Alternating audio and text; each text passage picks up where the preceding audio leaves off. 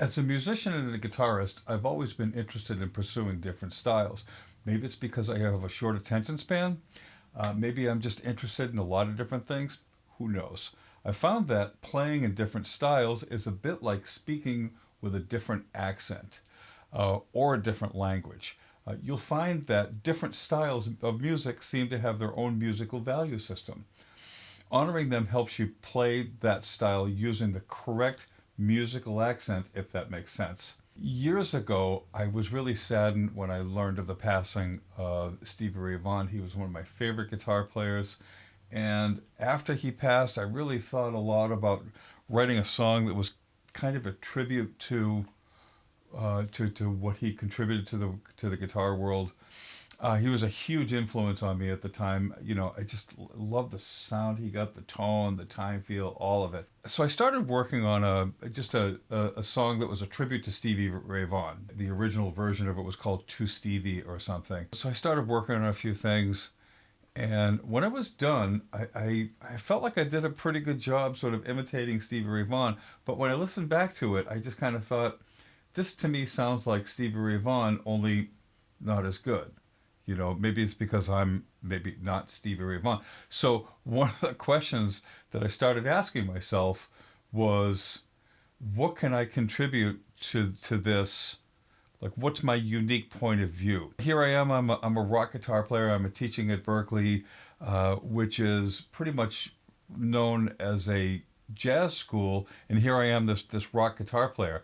It kind of leaves me feeling a bit like the best dog sled racer in Hawaii. Just the idea of, like, what would it sound like if Stevie Ray Vaughan went to Berklee and studied jazz? And part of what made me thinking about that was in the later albums, he started using kind of more jazzy textures and chords and things like that. So it seemed like he was kind of sticking his toes in that world anyway. So I ended up writing a song that I imagined might sound like Stevie Ray Vaughan if he went to Berklee and studied jazz. So this is a song called If Stevie Ray Vaughan Went to Berklee and Studied Jazz.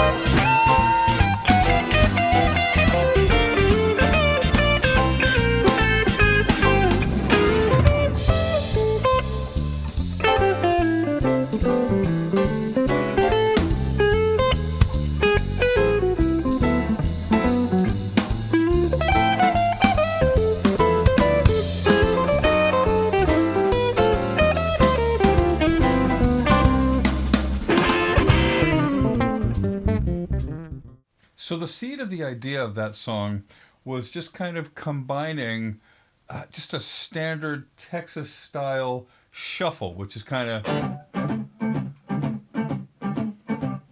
right. And the way Stevie Ray Vaughan would play it a lot of times was he would put a lot of these sort of backward strum things. This kind of a thing he did to sort of create texture. The A section of the tune is just kind of a garden variety 12-bar Texas shuffle blues kind of a thing, right? But then after it does that twice, then it goes to the jazzier section where it goes to that F6 chord. That's an F6. Okay. Now that's where it gets into the jazzier part. This is where Stevie Ray Vaughan goes to Berkeley. So the melody of that part, really all I'm doing is I'm just playing different versions of either an F6 or an F major 7 or an F major 9 chord. So that's F major 7, okay? That's a D minor 7 or an F6 chord. Then this is D minor 11, okay? Which is an inversion of F6. Then F major 9, then F major 9 again. So this and this actually have mostly the same notes. So I'm just sort of climbing downwards on those chord voicings. Okay, then it walks down from F7 down to D7.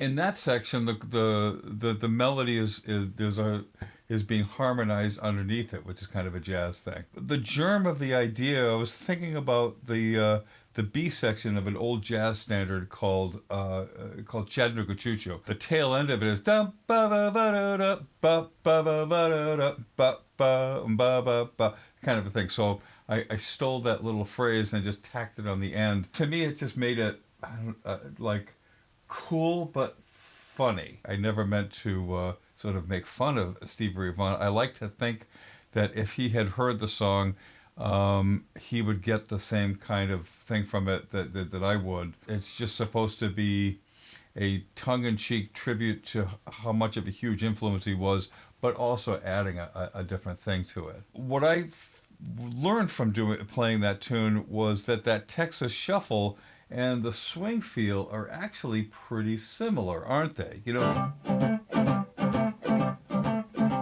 then, you know, I'm not playing the same type of rhythm part, you know, but the groove of it is sort of the same. So that's why those two things kind of fit. When I played the first bluesy melody, I'm using a combination of these two pickups here and a very slightly overdriven tone. And there's that backward picker scrape thing again.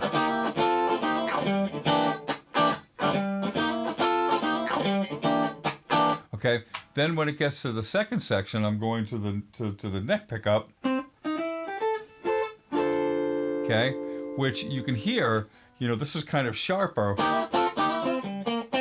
right? Where this is kind of mellower just by changing the pickups. So pickup selection for styles is huge. When I wrote the song Outdrive, it appeared on my third album called Bull in a China Shop. It was a while ago. It was back in 2010 that album got released. When I wrote it, it was kind of an ode to just kind of getting out on my boat and just kind of, you know, pressing the throttle to full throttle and just kind of getting out in the lake and just going, wahoo! You know, you need a little fun in your life, right? So if you don't know this already, an outdrive is like a sort of the propeller mechanism that attaches to the engine. So that was literally what I was thinking when I wrote the tune. Was I just wanted to get something that would be, you know, just a classic rocker. The main rhythm guitar part, I'm going to play it a little bit. 1, 2, 3, 4.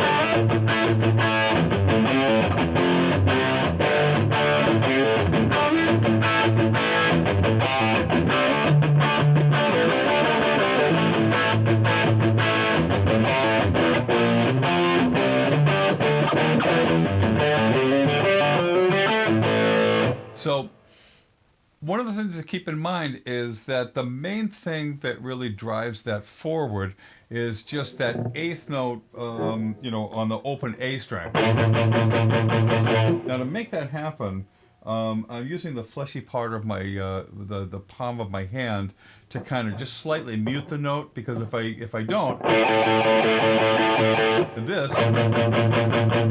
this gives you kind of more of a chuggy kind of a sound. When I'm playing the chords, I'm letting off of the mute, right? So you can hear the chords, then the lines, and those are all power chords. That's a big thing about about playing rock. You set up an overdrive tone, and then a lot of the chords are going to be power chords or 5 chords. Now, one way to play a 5 chord is just two notes like that, or you can play the octave, or sometimes you can either add the 5th in the octave underneath it. So even though my lowest note is G, it's really a C5 power chord that I'm playing. So without it, and then with it, it makes it slightly heavier to do that. Anyway, so that main rhythm guitar part, then F5, C, G, D, A. So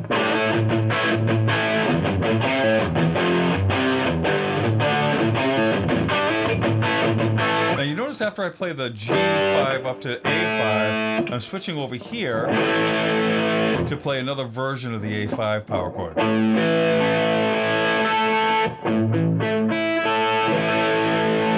So I'm playing all the strings except that low E. Slightly bigger, right? So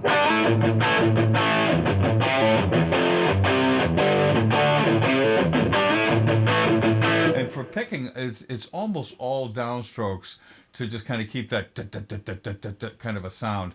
I found you can alternate pick it, but for my money, it doesn't sound as good. I feel like it sounds better even if it's more work. So that's it. The melody part of it is almost exclusively chord tones, right? So the first part, right, the melody is,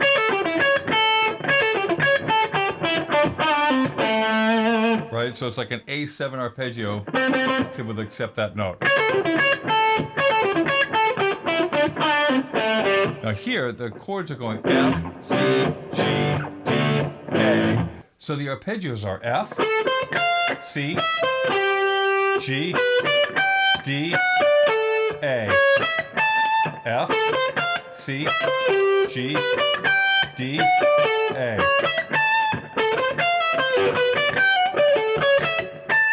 So you can sort of hear the arpeggios moving along with them. So a lot of the melody is kind of written like that. Then after it does that a few times, then there's this big old key change. It goes from the key of A down to the key of F sharp. So it's an F sharp chord, followed by a G sharp over F sharp bass note. Same 2 chords. Okay, and there's other stuff, but mainly the thing with this song is that when you play the time feel, you're going straight down the middle of the beat. So if you're practicing with a metronome, you want to get it to be okay. And then for the for the rocker part of it, I'm just using the bridge pickup to get that sharper sound, right? Right. Then when it goes to the F sharp section, I'm going to move over to the neck pickup,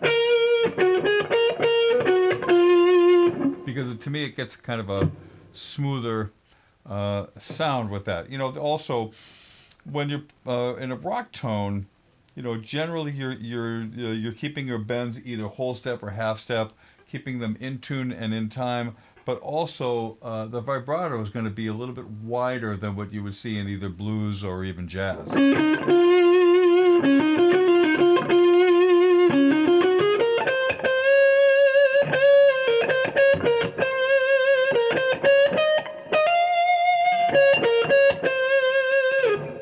that's kind of a thing. Playing something like this, I think the big thing to take into consideration is to spend a little bit of time just get the overdrive right. Spend a little bit of time figuring out what pickup selection is going to work best, and in particular, work on your time feel.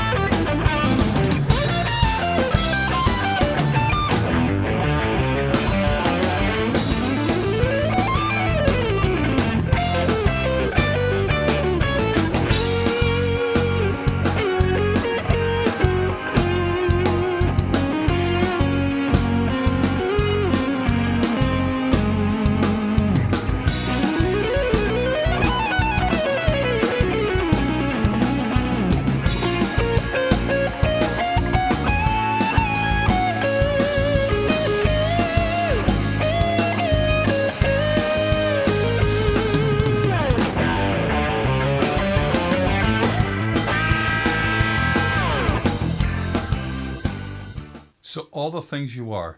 This is a classic jazz standard. Just about anybody that studies jazz eventually is going to come across this tune, try to learn it, try to play on it. In fact, a lot of jazz players recommend learning this song in all 12 keys. I have to say, as a jazz player, I've played a fair amount of it, but I'm around so many people who are so much better at it than I am, that by comparison, I think I consider myself to be probably more of a jazz hobbyist than anything. I mean, I like playing it, and I do work on it, but I wouldn't say that it's at the primary center of what I do as a player. But be that as it may, there's a couple of things that I've learned about playing jazz. Well, first of all, as a rock player, use a clean sound, okay? And one thing I found was to really force myself to avoid bending strings and to using that rock vibrato. Just because if you do that, you sound like you're in France trying to speak French, but using that classic Pac the Ca Boston accent. Everybody's going to look at you and say, boy, you're not from around here, are you? If you're trying to learn a jazz tune or jazz standard, trying to learn to improvise over it, there's a few steps that you should take. Number one, learn the chords. Number two, learn the melody.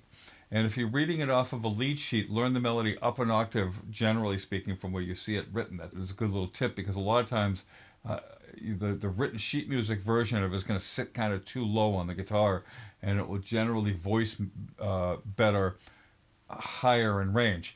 So this song like All the Things You Are, the chords it starts with F minor to B flat minor, then E flat 7 to A flat major 7, D flat major 7, G 7 to C major 7. Okay, so that's the first set. So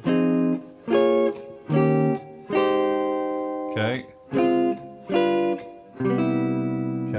So what I find interesting is that the melody in this case almost always starts in the third.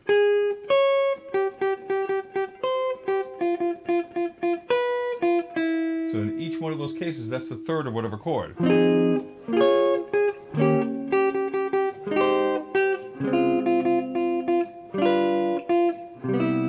Okay, so What I was also going to suggest is that if you're learning to if you're going to play the melody, sometimes it's nice to find a chord voicing that works underneath the melody note, and then play it as a chord melody. You'll see when I play the performance video that I did that. Another thing that you can do, and I rely a lot on this when I'm improvising in a jazz setting, is rather than trying to map out the entire key for the scale that you need, all I need is just a few notes in a tiny little area, because the next chord is going to be coming up fairly quickly. So rather than just trying to find some shape that kind of lays you all across the fretboard, just find a little spot where you can play a couple of notes, and that's a lot of times all you need. So if I'm playing on an F minor 7th chord, I'll think of that F minor, and then maybe just kind of mess around with some of the notes in that chord. Right? And then over the next one, B flat minor 7, I'm playing on the top 4 strings, so I could do the same thing. Then E flat 7, then A flat major 7, right? So right there.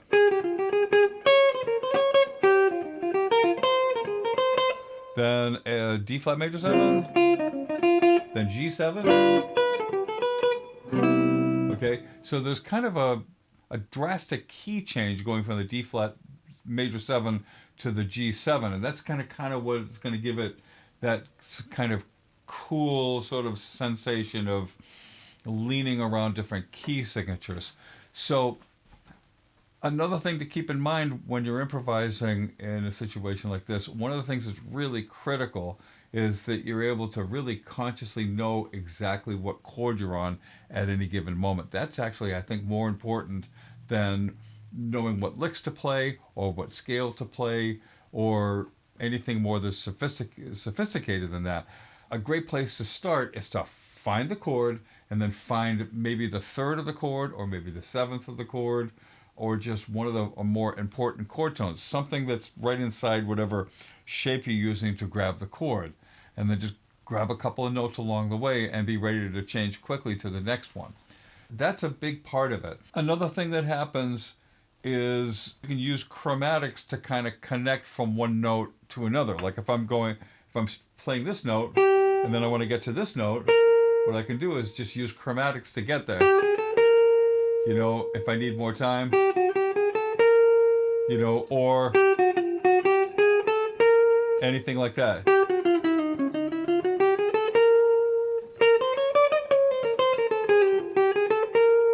Right? You'll find that if you know what note you're starting on and what note you want to end up on, and when you need to end up on it, that really goes a long way.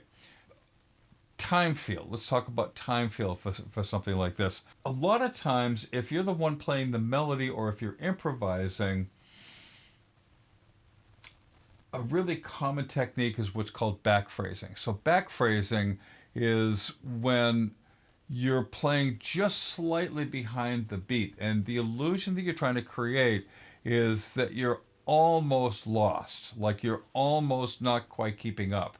Now, the way I like to practice that is I will practice by playing straight on the beat, because I want to be sure of where I am, even if I'm offering the illusion that I'm falling behind. So if I'm falling behind like that, I'm doing it deliberately, and it's an illusion. I know where I am, and I'm sort of deliberately kind of pulling backwards, because the style often likes to hear that. The sensation that you get from it is you're listening to the player saying, come on, you got it, come on, you come with me, come on, you're almost there, come on, and all the while the player knows exactly what they're doing and they know why they're doing it. I think it's this sort of jazz cool sensation of indifference. I'm really not sure exactly what it is. I just know that back phrasing improves the time feel when you're playing the melody. If you're playing chords, or if you're playing one of the support instruments, for example, if you're the drummer or if you're the bass player, you want to play straight down the middle of the beat, because if everybody's back phrasing, then the whole thing is just going to slow down. It's going to sound awful. So back phrasing really only works if some of the band members are playing on time and others are back phrasing. If you're playing chords, And as support, you can backphrase some, but maybe not as much as you would if you're the person playing the solo. Something else to take into consideration. So let's check out the tune.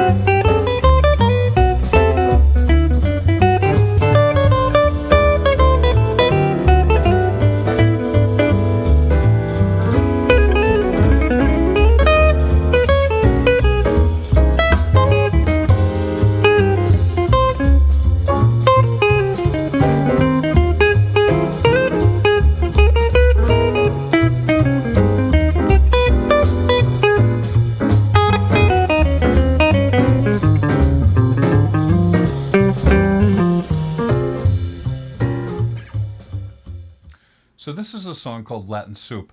It's a song that's going to be on my upcoming album that we're actually mixing as we speak. When I wrote the song, I had just gotten done playing a gig with a Latin jazz big band.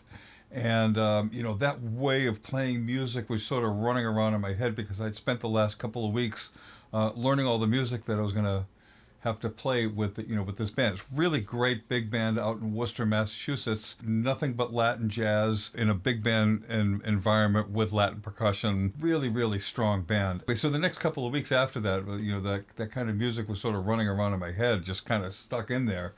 And I just started messing around with just writing a few things. I've played a fair amount of Latin music over the course of my career. Not exclusively, but I'd play a gig or maybe even a musical theater thing, and there'd be like a Latin piece in it. So I've often stuck my toes in that music, and also Carlos Santana is one of my favorite guitar players, and he's been a big proponent, obviously, of Latin music. From what little I know about it, what it seems like is that there's a lot of things that happen that are based on rhythm patterns. And one thing that I've really noticed that within Latin music, there's a lot of musical figures that are used in a lot of different pieces, and they all have names. For example, clave is the term clave refers to a clapping pattern. 1, 2, 3, 4. 1, 2, 3, 4. Right, and there's a couple of variations on that, but that's basically the idea. There's also bossa nova, which I'm sure you've heard.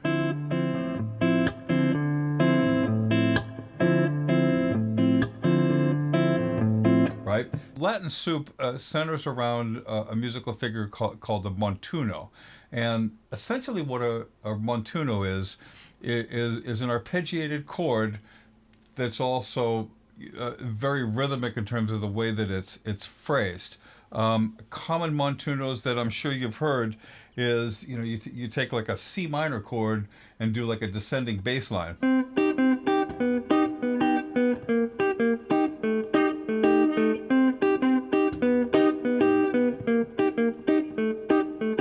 So any kind of musical figure like that arpeggiates the chord, and kind of maybe walks through like an interesting rhythmic pattern like that is usually called a montuno. The montuno that I wrote for Latin Soup goes like this. 1, two, one, two, three.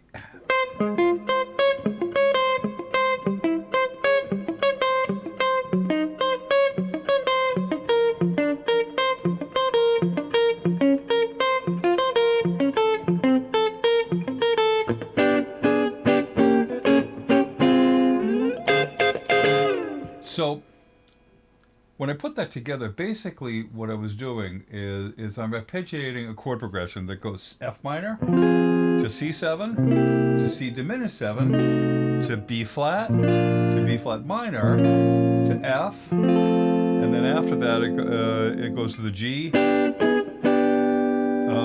then G to C7. Well, it's actually C7 flat 9, then F minor. Okay, but the way that I organize the notes, it's an open voice triad, so I'm essentially playing every other note on the chord. So instead of in an F minor chord, I'm playing then the next closest voicing for C7, then C diminished, then B flat, then B flat minor, then F. So what's kind of cool about that is that when you spread the notes out like that, you can hear the individual voice leading going from one chord voicing to the next. The big downside is that it's really hard to play. So, but that be that as it may, sometimes things that are really hard to play are worth it because they sound really good when you learn them. So here is me playing Latin Soup.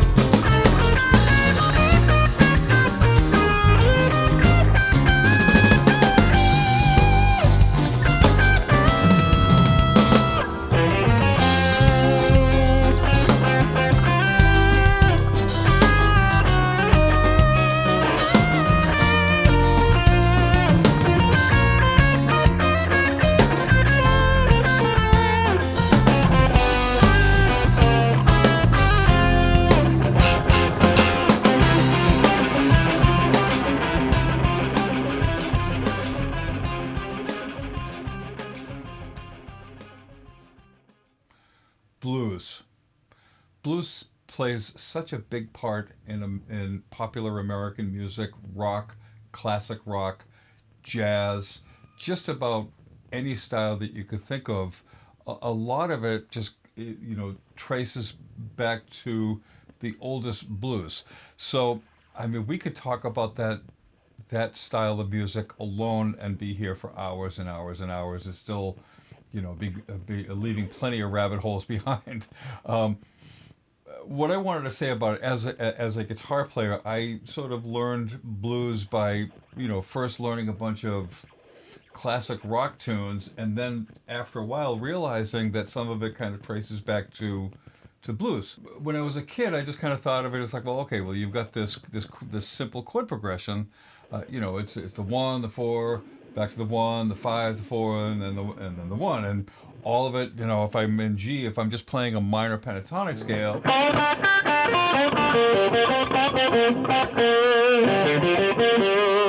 that's going to give me a bluesy enough kind of a sound, and in a lot of ways, that's right. But then there are some players, when they play blues, it's a whole different thing. Even though it's the same 3 chords, there's an encyclopedia of stuff to unpack with that.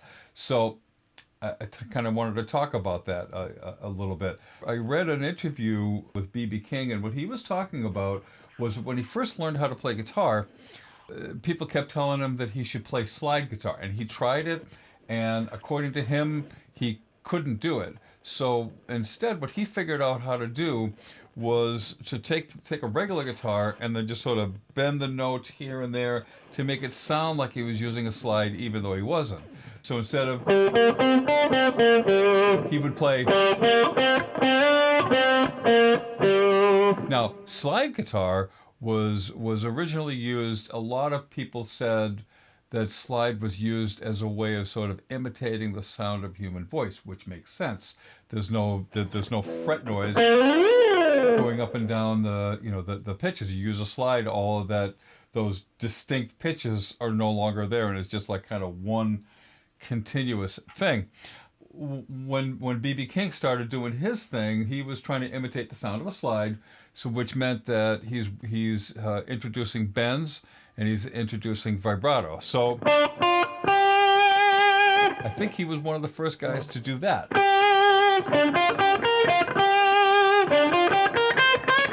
And then bend, and then put a vibrato at the top of the bend. Really hard to do, but really worth checking out. Right? When you're using bends in a blues style, I kind of like taking my time with the bend to kind of sort of revel in all that betweenness of it.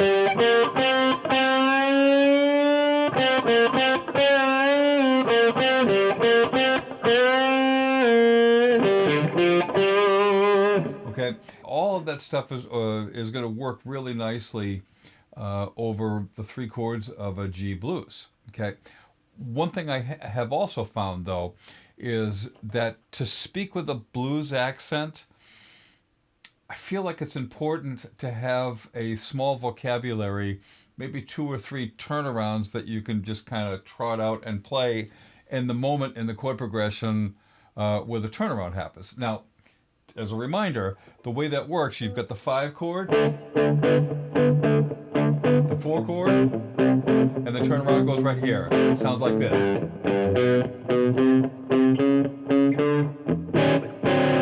Now, the turnaround to me, I've always sort of taken it to be almost like musical punctuation. When you play the turnaround, you're essentially saying to your band members and to people in the audience, okay, I'm now finished with this idea. I'm going to wrap this up, and then if I'm going to continue to solo, I'm going to now go in a different direction. As a soloist, I find that it's useful to use it as a point of reference. It's like, okay, I have to get to that turnaround, and then I have to play the turnaround effectively, and then use it as a moment to kind of say, okay, where am I going to go next? When I first started practicing putting the turnarounds on my solos, one thing that started happening was like at first, the turnaround would come up and I'd like almost miss it, and but these days after doing it a while, I'm a little bit better at catching the moment where the turnaround is and then just playing an effective turnaround. There's a couple of turnarounds on the performance that you're about to watch. One of them is this one.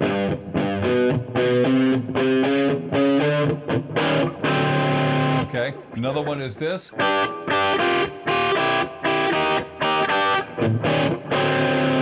And then yet another one. 3, 4, rest.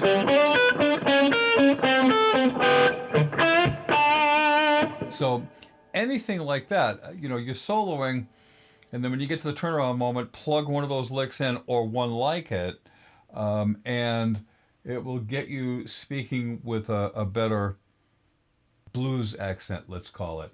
In the track, you're going to hear me solo twice through the chord progression, and then after that, I'm going to stop soloing and leave the backing track on. That's where I want you to practice playing along with the backing track, G minor pentatonic, G blues scale, anything that just kind of sounds bluesy. Take your time with the bends, put some nice vibrato in it, put some grit into it, make the tone kind of growl a bit if you can, and then put the turnaround where it belongs. So let's check this out. This is slow blues in G.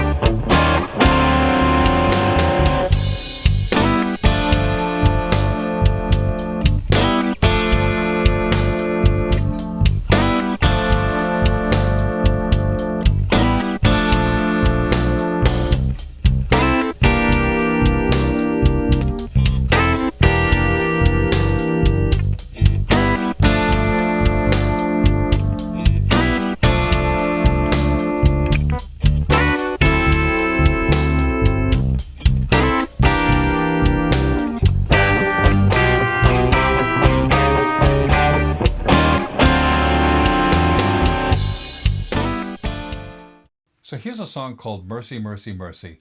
It was made famous back in the 1960s, written by Weather Report's keyboard player named Joe Zawinul.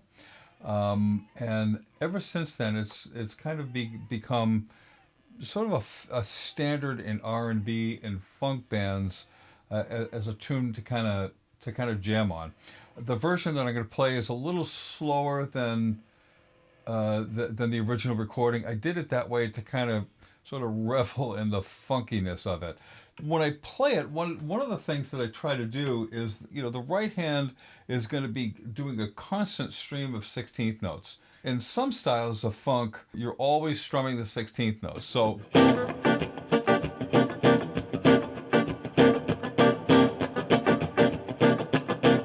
what that does is that just kind of turns your guitar into almost a rhythm instrument. Well, it is a rhythm instrument.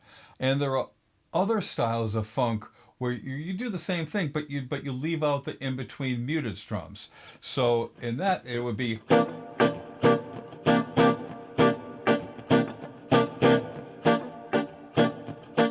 If you're playing it that way, it's a little harder to get it to be smooth. Just because you have to be really deliberate about where you're putting your time feel. And the time feel, by the way, is going to be straight down the middle of the beat. I feel like it's a little easier to keep the time feel tight if the picking hand is just strumming constantly. Just because it becomes almost like a motor that just kind of runs itself. In Mercy, Mercy, Mercy, it kind of opens with a C9 chord, followed by an F9 chord. So...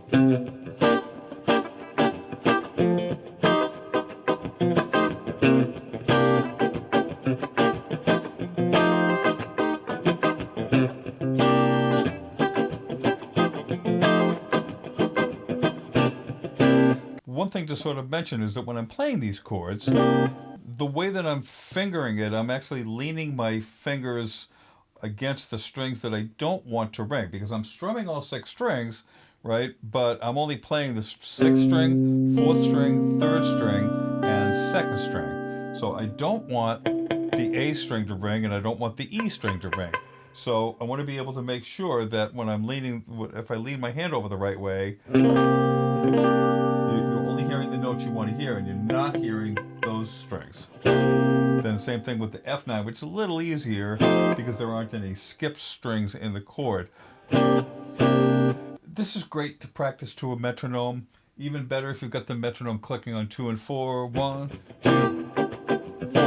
1, 2, 4. 2, 4. 1.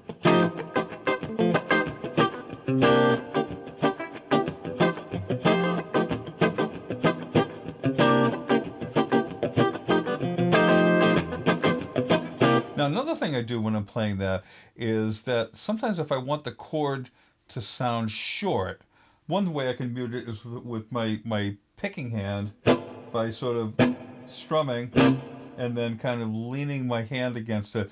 But also, I can lift some of the pressure off on my fretting hand. Okay, so the combination of those two gives me a lot of control. Now also notice that I'm playing the bass note on the beat 1 of each measure. 1.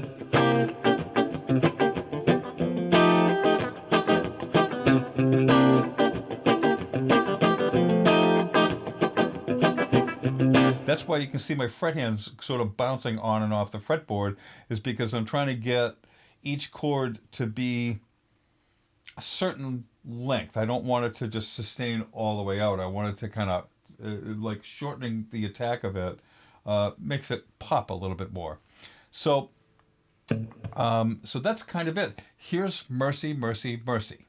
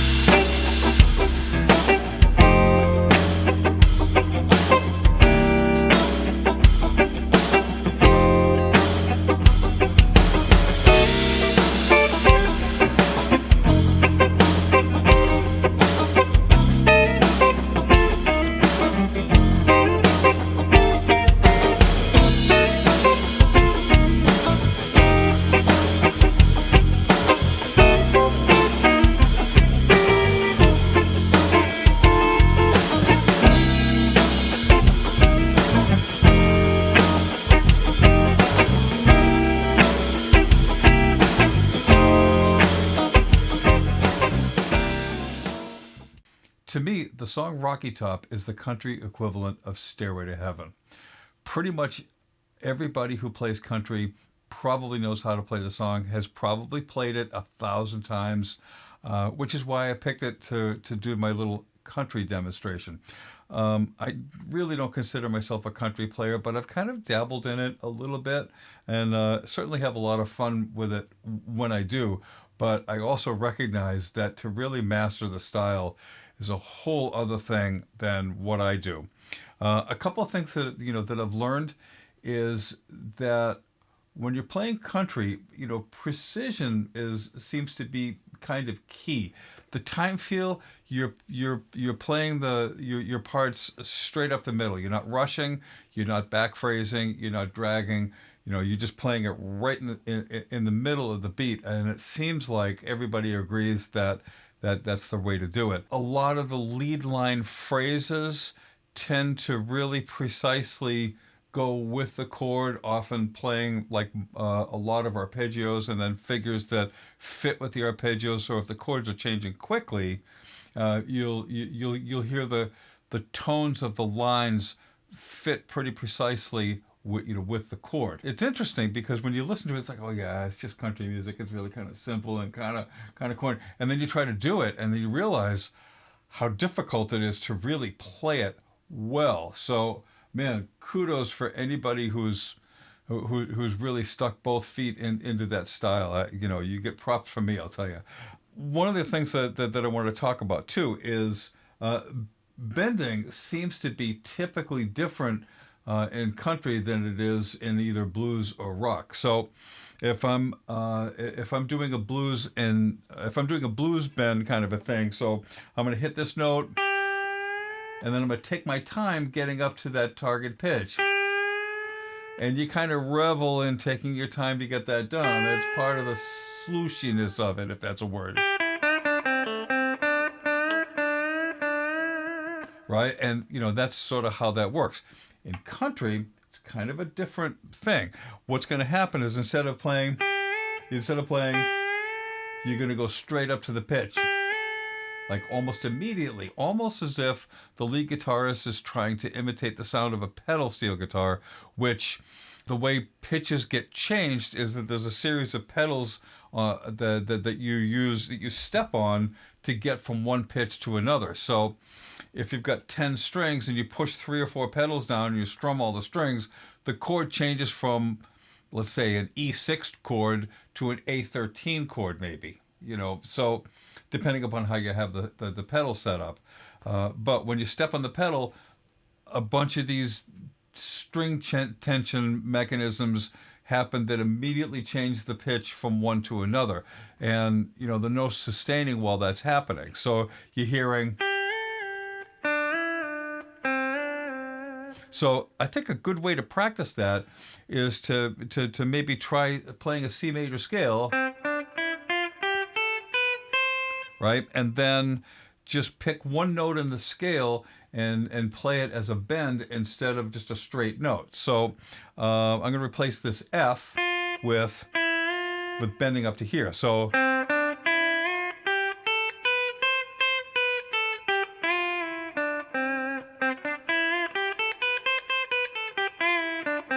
okay, or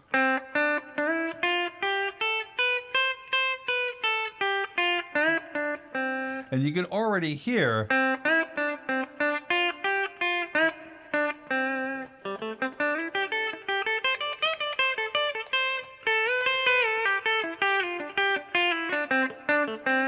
okay, so that's a little bit of something that you can kind of mess around with. Here's a great little lick that if you can learn to play it in a few different keys, it can be really useful. It goes like this.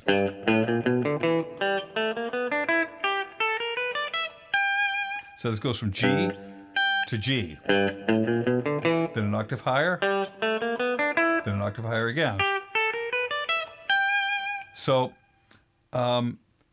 really useful. The way I'm playing the chords, the first thing you'll hear is me playing the chords, and I'm just using a typical Travis picking pattern. So Travis picking pattern, the pick is going to rock between the 5th string, 4th, 6th, back to the 4th, and then these fingers are kind of playing the notes in between.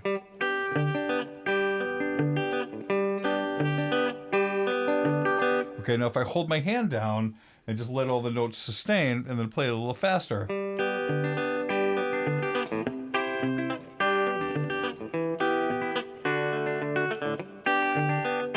Okay, so that's kind of the idea. So here's Rocky Top.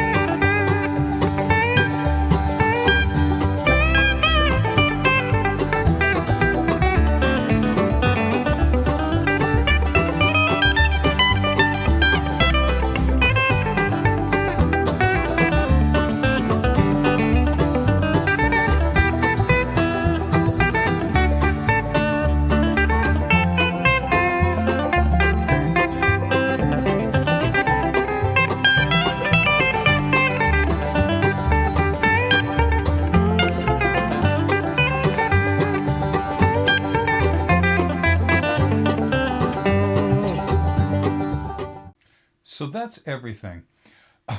Maybe not everything, but that's all the stuff I'm going to be presenting in this style explorations video.